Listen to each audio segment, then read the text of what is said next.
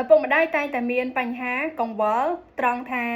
កូនរៀនហើយឆាប់ភ្លេចចាជំរាបសួរពុកម៉ែបងប្អូនទាំងអស់គ្នាថ្ងៃនេះខ្ញុំចែករំលែកអំពីប្រធានបទតាក់ទងជាមួយនឹងថាតើ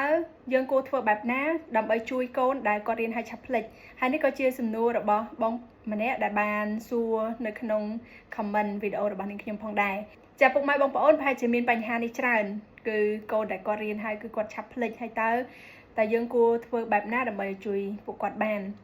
ចានេះគឺជាកង្វល់ច្រើនពីអាណាព្យាបាលហើយចំពោះចំណុចដែលនាងខ្ញុំអាចចែករំលែកបានគឺទៅតាមបទពិសោធន៍ដែលនាងខ្ញុំធ្លាប់បានអនុវត្តហើយទទួលបានប្រសិទ្ធភាពបើសិនបើលោកអ្នកដែលមានកូនហើយមាននៅបញ្ហានេះហើយលោកអ្នកមានវិធីសាស្ត្រផ្សេងចាលោកអ្នកអាចចែករំលែកតាមរយៈការ comment នៅក្នុងវីដេអូនេះបានចាចំពោះបទពិសោធន៍ខ្ញុំដែលខ្ញុំធ្លាប់បង្រៀនកូនសិស្សដែលគាត់ឆាប់ភ្លេចគឺខ្ញុំឲ្យគាត់ទន្ទិញមេរៀនហើយមុននឹងចូលមេរៀនថ្មីគឺយើងតែងតែរំលឹកមេរៀនចាស់ឧទាហរណ៍ថាថ្ងៃនេះគឺយើងរៀនមេរៀនទី1អញ្ចឹងកុមារដែលគាត់រៀនមេរៀនទី1ហ្នឹងគឺគាត់ត្រូវទន្ទិញមេរៀនហ្នឹងឲ្យចាំអានមេរៀនហ្នឹងឲ្យយល់ហើយយើងបញ្យល់នៅខ្លឹមសារក៏ដូចជាបើសិនជាគាត់រៀនអង់គ្លេសគឺយើងបង្រៀនពាក្យហ្នឹងឲ្យគាត់ទន្ទិញឲ្យចាំឲ្យគាត់យល់ពីការបកប្រែនិងសម្រាប់មូលដ្ឋានគ្រឹះចាហើយសម្រាប់ថ្ងៃស្អែកទៀតគឺមុននឹងចូលមេរៀនថ្មីគឺយើងត្រូវរំលឹកមេរៀនចាស់រំលឹកមេរៀនចាស់ហើយបើសិនជាគាត់មិនទាន់ចេះគឺយើងអត់ទៅមេរៀនថ្មីនោះទេពីព្រោះបើសិនជាយើងទៅមេរៀនថ្មីក៏គាត់អត់ចេះមេរៀនចាស់ក៏គាត់ភ្លេចដែរអញ្ចឹងគឺយើងត្រូវរំលឹកមេរៀនម្ដងហើយម្ដងទៀតខ្ញុំមានឧទាហរណ៍ជាក់ស្ដែងមួយគឺកូនសិស្សម្នាក់ដែលគាត់រៀនជាមួយខ្ញុំហ្នឹងគឺគាត់អាយុ7ឆ្នាំហើយគាត់អត់ចាំតែម្ដងមួយពាក្យហ្នឹងគឺថាបើសិនជាបរិញ្ញាគាត់ជួនកាល5ថ្ងៃបានគាត់ចាំប៉ុន្តែបើសិនជាគាត់ចាំហើយពេលថ្ងៃក្រោយយើងសួរគឺគាត់អត់ងាយភ្លេចទេអញ្ចឹងវិធីសាស្ត្រដែលខ្ញុំបង្រៀនគាត់គឺមុននឹងចូលមេរៀនថ្មីគឺខ្ញុំសួរមេរៀនគាត់សិនបើសិនជាគាត់ចាំបានហើយទៅយើងចូលមេរៀនថ្មីតែបើសិនជាគាត់អត់ចាំទេគឺយើងរៀនពាក្យនឹងដដែលចានេះគឺជាវិធីសាស្ត្រដែលខ្ញុំអាចជួយបានហើយកុមារដែលគាត់ឆាប់ភ្លេចហ្នឹងគឺមានច្រើនបញ្ហាហើយក៏មានលក្ខខណ្ឌមួយចំនួនដែលធ្វើឲ្យគាត់ឆាប់ភ្លេច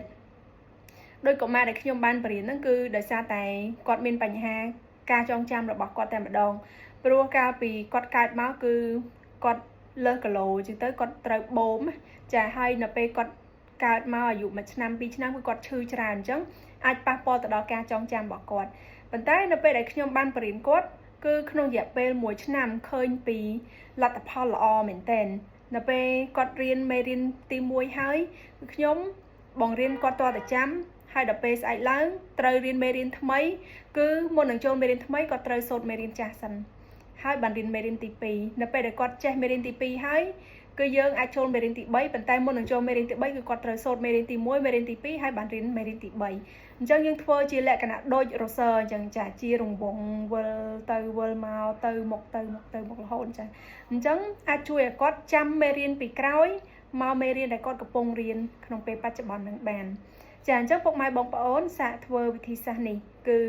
យើងគិតថាសាមញ្ញទេប៉ុន្តែត្រូវការពេលវេលានិងការអត់ធ្មត់ខ្លាំងមែនទែនហើយលោកអ្នកមួយចំនួនប្រហែលជាមិនបានចាប់អារម្មណ៍នៅវិធីសាស្ត្រនេះព្រោះគាត់ថាឥឡូវកូនរៀនដល់ថ្នាក់ទី5ហើយឥឡូវគាត់អត់ចេះអានអក្សរខ្មែរច្បាស់អញ្ចឹងឲ្យគាត់រៀនតែមេរៀនថ្នាក់ទី5ប៉ុន្តែគាត់អត់ទាន់ស្គាល់ព្យញ្ជនៈនិងស្រៈឬមួយក៏កូនដែលគាត់រៀនភាសាអង់គ្លេសដល់កម្រិតខ្ពស់កម្រិត5កម្រិត6ហើយគាត់អត់ទាន់ចេះអានច្បាស់អញ្ចឹងអាណាព្យាបាលតែងតែចង់ឲ្យកូនរៀនឲ្យទៅទាន់គេនៅសាលាប៉ុន្តែភ្លេចគិតថាការពិតគឺគាត់ខ្សោយមូលដ្ឋានគ្រឹះអញ្ចឹងការពង្រឹងមូលដ្ឋានគ្រឹះគឺជារឿងមួយដែលចាំបាច់ខ្លាំងមែនទែនហើយបើសិនជាលោកអ្នកចង់ចុះឈ្មោះឲ្យកូនចូលរៀនភាសាអង់គ្លេសដែលបង្រៀនចាប់ពីមូលដ្ឋានគ្រឹះឡើងទៅគឺលោកអ្នកអាចចុះឈ្មោះតាមរយៈការឆាតចូលក្នុង page ក្រុមការងារនឹងឆ្លើយតបនៅព័ត៌មានលម្អិតជូនចាការបង្រៀនមូលដ្ឋានគ្រឹះគឺឲ្យសិស្សសានុសិស្សទាំងអស់យល់អំពីមេរៀនក៏ដូចជាអាចអានមេរៀនបានដោយខ្លួនឯងនៅថ្ងៃក្រោយចាព្រោះថាបើសិនជាអ្នករៀនអ្នកសិក្សាមិនថាគណិតវិទ្យាខ្មែរឬក៏អង់គ្លេសនោះទេនៅពេលដែលគាត់ចេះមូលដ្ឋានគ្រឹះទៅគឺនៅពេលដែលគាត់អានសភៅខ្លួនឯងនៅថ្ងៃក្រោយគឺគាត់ងាយយល់គាត់ងាយចាប់បានប៉ុន្តែបើសិនជាយើងអានបញ្ចេញសំឡេងខុសគឺ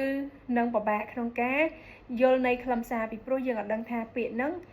អានថាម៉េច អត់ដឹងថាបកប្រែថាម៉េចដូច្នេះហើយការពង្រឹងមូលដ្ឋានគ្រឹះគឺអាចឲ្យសិស្សដែលរៀនភាសាអង់គ្លេសឬភាសាខ្មែរអាចអានបានច្បាស់ល្អអាចបញ្ចេញសំឡេងឬតង់បានត្រឹមត្រូវទៅតាមពាក្យនៅក្នុងភាសាអង់គ្លេសចាហើយបើសិនជាសិស្សដែលគាត់រៀនគណិតហើយគាត់ខ្សោយគណិតគឺយើងអាចពង្រឹងមូលដ្ឋានគ្រឹះចាបូកដកគុណចែកមេលេខអីទាំងអស់រូបមន្តអីទាំងអស់គឺអាចជួយឲ្យគាត់រៀនទាន់គេនៅសាលាចាសង្ឃឹមថាវីដេអូមួយនេះអាចជួយជាមតិយោបល់ខ្លះៗទៅកាន់អាណាព្យាបាលដែលមានកូនគាត់ខ្សោយការចងចាំចាហើយសង្ឃឹមថាលោកអ្នកអាចជួយកូនឲ្យរៀនប៉ាកែបានទាំងអស់គ្នាចាហើយសូមបងប្អូនជួយ like និង share វីដេអូដើម្បីជាកម្លាំងចិត្តដល់នាងខ្ញុំម្នាក់មួយផងអរគុណច្រើនជួបគ្នាក្នុងវីដេអូក្រោយៗទៀត